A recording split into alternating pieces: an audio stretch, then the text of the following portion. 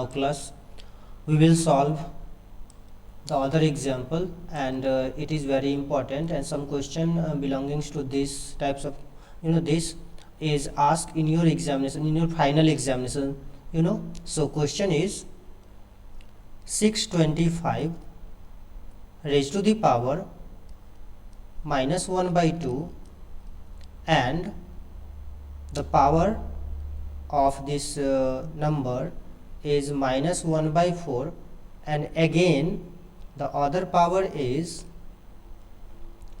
2. I think these types of problem always be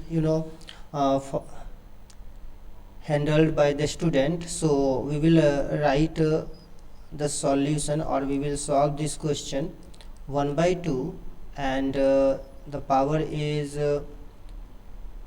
minus 1 by 4 into 2. Why? Because already x to the power m to the power n is equal to x to the power m into n. यहाँ पे x पे power m है और m का एक और power है n, सो exponent जो है वो मल्टीप्लाइड हो जाता है, तो वही हमने यहाँ किया है, minus 1 by 4 to the power 2, and these are the power, so minus 1 by 4 into 2, this one power पे पावर था तो मैंने पावर का मल्टीप्लाई कर दिया, so this will be cancel, so 2, and again we will write that 625 to the power minus 1 by 2 into minus 1 by 2. क्यों?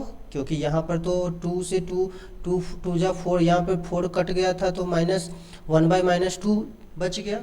अब उसके बाद हम लोग क्या देखेंगे कि minus 1 by 2 into minus 1 by 2, so 625 to the power 1 by 4. Again आपको ये पता होगा अब कि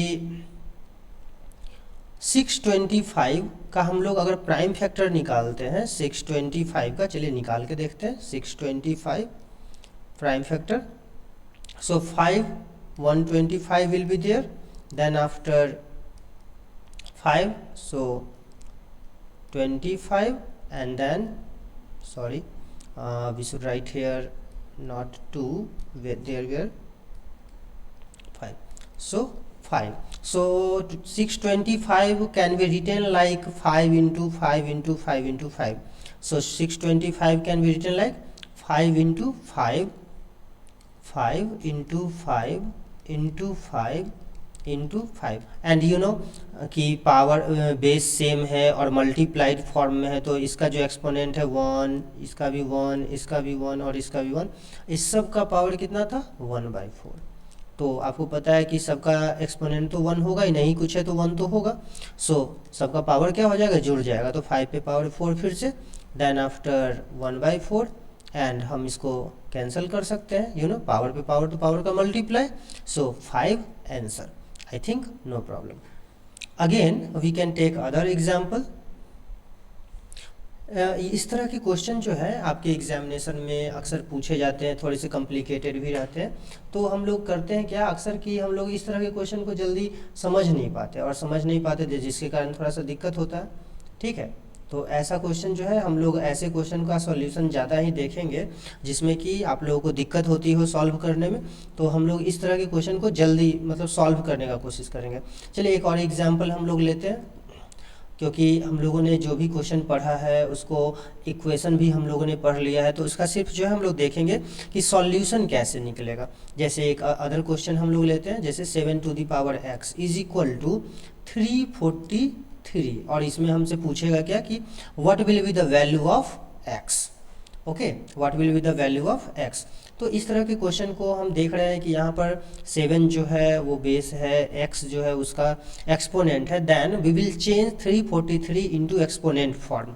सो 343 into exponent form, so we will write the prime factor of 343.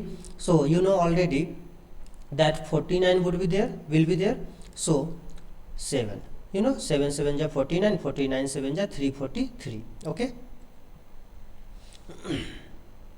7 into 7 into 7, 49 into 7, and 7 9 ja 63, and 3 is there, and carry 6, and 7 4 ja 28, and 6, 343 will be there. So we can write 7 to the power x is equal to 7 into 7 into 7 to the power what, we will wait about that कि power क्या होगा. तो आपको पता है कि नहीं कुछ पावर है तो 1 है, तो 7 to the power 3, okay, and 7 to the power x.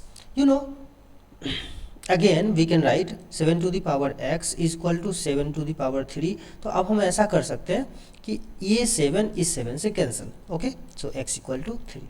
I think इसमें भी कोई दिक्कत नहीं हुई होगी. अक्सर कभी कभी हम लोगों के पास कुछ क्वेश्चन ऐसे आते हैं जो बड़ा ही अजीब सा रहता है, जो कि कभी कभी हम लोग डिसाइड नहीं कर पाते कि इसका आंसर होना क्या चाहिए. तो हम लोग इस तरह के क्वेश्चन को देखते हैं. एक बार और फिर से हम लोग देखते हैं कि नेक्स्ट क्वेश्चन क्या हो सकता है. तो नेक्स्ट क्वेश्चन आज हम लोग देखेंगे कि मैक्सिमम क्वेश्चन जो भी कॉम्प्लिकेटेड टाइप होगा उसको बेहतर ढंग से समझने का. 2 to the power x minus 3 is equal to 1. Okay, this one is a question. And अब हमसे पूछेगा क्या कि x का वैल्यू आप फाइंड करके बताइए. तो इस तरह के से क्वेश्चन रहेंगे तो हम लोग अब कैसे भी इंटर रिलेट तो इसको करना पड़ेगा. ये 1 है तो सॉल्यूशन हम लोग देखते हैं इसका. तो हम लोग इसको कैसे सॉल्व करेंगे. तो 2 to the power x minus 3 is equal to, can it be written like x to the power 0 equal to, हमने बताया था कि शुरू में ही हमने बताया था कि जीरो एक्सपोनेंट के बारे में कि किसी भी नंबर के ऊपर अगर जीरो अगर पावर होगा तो वो 1 हो जाएगा. तो यहाँ पर हम क्या इसको 1 को ऐसे लिख सकते हैं 2 to the power 0. क्यों 2 to the power 0 equal to 1. तो अब हम लोग क्या करेंगे कि 2 to the power x minus 3 equal to 2 to the power 0. Okay, अब ये 2 से 2 कैंसिल हो गया तो बचा क्या x minus 3 equal to 0. So x equal to 3. This will be the answer. तो ये तो बड़ा आसान सा था, इसमें कहीं कोई दिक्कत. लेकिन कभी कभी जो है हम लोग के पास इस तरह के प्रॉब्लम आ भी जाते हैं, क्योंकि लगता तो क्वेश्चन आसान है लेकिन क्वेश्चन जब एग्जामिनेशन में ऐसे पूछे जाते हैं तो वो बर्डन बन जाता है. क्योंकि एग्जामिनेशन का तो एक अलग प्रेशर रहता है, उस पर से फिर एक हम लोग ये भी देखते हैं कि प्रॉब्लम है, क्वेश्चन सॉल्व नहीं हो पा रहा. और ज़्यादा तो प्रॉब्लम तब होता है जब आपका कॉन्सेप्ट क्लियर नहीं होता. ठीक है, तो आई थिंक हमने जितने भी क्वेश्चन बताए होंगे वो आप लोगों को बेहतर समझ में आ गया होगा. चलिए एक क्वेश्चन और भी देखते हैं.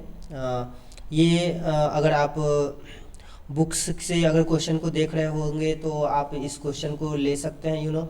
7 नंबर क्वेश्चन है ये.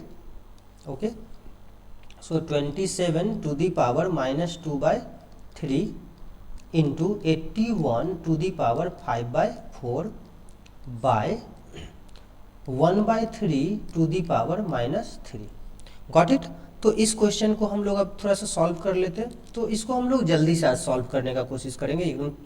ऑलरेडी कि हम अगर किसी तरह से क्वेश्चन अगर ऐसा हो कि इसको एक्सपोनेंट फॉर्म में, तो आप 27 को कैसे लिख सकते हैं. तो 27 को हम लोग लिख सकते हैं 3 into 3 into 3.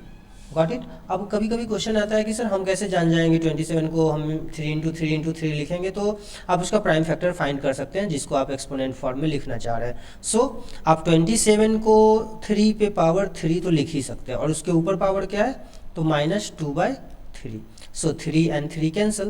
Now 81 can be written like 2 to the power 3 to the power 4. ये 81 को हम क्या लिख सकते हैं 3 to the power 4. I think कोई डाउट नहीं होगा इसमें. 3 to the power 4 to the power 5 by 4. So 4 and 4 cancel. Now 1 by 3 to the power minus 3. आपको ये पता होगा कि निगेटिव एक्सपोनेंट के बारे में हमने बताया था. निगेटिव एक्सपोनेंट में आपने क्या सीखा था कि किसी भी नंबर पे अगर निगेटिव पावर हो, किसी भी नंबर पे यदि निगेटिव पावर होगा तो हम उसका सॉल्यूशन फाइंड कर सकते हैं. चलिए आगे भी हम लोग इसको आगे देखते हैं. अभी इतना तो समझ में आ ही गया होगा आपको. चलिए आगे देखते हैं हम लोग इसके सॉल्यूशन को. नेक्स्ट, तो अब हमारे पास क्या आया 3 टू दी पावर -2, क्यों 3 से 3 तो कैंसिल हो गया, तो बचा क्या -2, 3 power -2 into 3 to the power 5 by 1/3, 1/3 is there. So how will you write now? 1/3 is there. So हम अब इसको कैसे सॉल्व करेंगे जिससे कि हमारे पास इसका आंसर आ जाए। तो हम लोग इसको क्या लिखेंगे, 1/3 है यहाँ पे, और आपको पता है कि x to the power -m is equal to 1/x to the power m, ऐसा होता है। तो हम चूँकि यहाँ पे निगेटिव पावर है तो इसको हमें पॉजिटिव पावर में चेंज करना है। तो ऐसा क्यों ना कर ले हम लोग कि अगर हमें निगेटिव पावर है और इसको अगर 1/, करते हैं तो ये ऊपर चला जाएगा। अगर ये ऊपर जाता है तो ईज़िली आपको समझ में आ जाएगा कि इस तरीके से हम इसको सॉल्व करेंगे।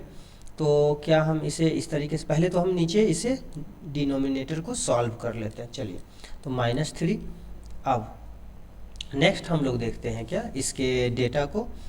इसमें हम लोग क्या देखेंगे कि जो सॉल्यूशन आएगा इसका, लाइकवाइज बेस सेम है और एक्सपोनेंट है तो पावर क्या हो जाएंगे, ऐड होंगे। तो -2 + 5 एंड बाय, अब इसे क्या करना चाहिए, तो क्या हम इसको ऐसे लिख सकते हैं 3 टू दी पावर 3, क्यों ये 1/3 हो जाएगा ना। ये 1/3 पहले से मान लीजिए कि यहाँ पर अगर 3 रहता, मतलब ऐसे समझ लीजिए 1/3 है, टू दी पावर -3 है, तो इसे हम 1/, करके लिखते तो क्या हो जाता, 3 टू दी पावर 3 हो ही जाता।